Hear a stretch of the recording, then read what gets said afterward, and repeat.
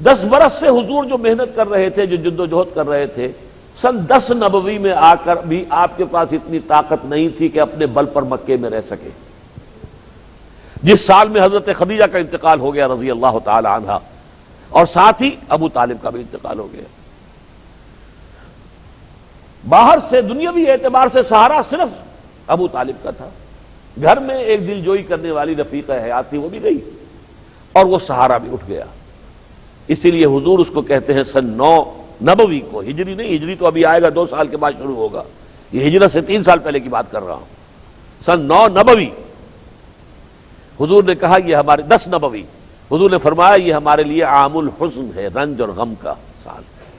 اور 10 برس میں بھی یہ پوزیشن آپ کی نہیں تھی کہ آپ وہاں رہ سکتے، لہذا طائف گئے، طائف سے خالی ہاتھ واپس آئے تو ایک مشرک کی پناہ لے کر مکے میں داخل ہوئے۔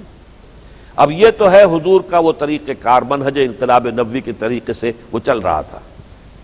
اب اللہ تعالیٰ کی طرف سے، جس کو کہتے ہیں ڈیوائن انٹرونیشن، یہ جو راستہ جو مدینے کی طرف کھولا ہے، اس کا تو حضور کو تو سان گمان بھی نہیں تھا۔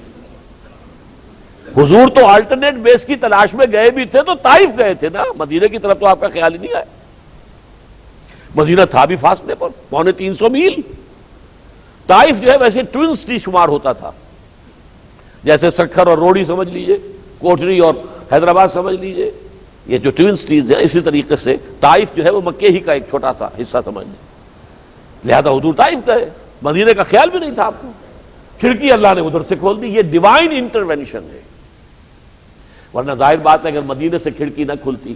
پہلے سال 6، اگلے سال 12، اس سے اگلے سال 75 آدمی ایمان نہ لے آئے ہوتے، اور پھر وہ جو بیعت عقبہ ثانیہ نہ ہو جاتی جس میں طے کیا گیا کہ اب آپ آ جائیے ہمارے ہاں، ہم آپ کی حفاظت کریں گے جیسے اپنے اہل و عیال کی کرتے ہیں، تو دارالہجرت بن گیا، یثرب جو ہے دارالہجرت بن گیا۔ اگر یہ نہ ہوا ہوتا تو آپ بہرحال اپنی اسی جد و جہد کو مکے کے اندر جاری رکھتے، کیا نتیجہ نکلتا وہ اللہ کے ہاتھ میں تھا۔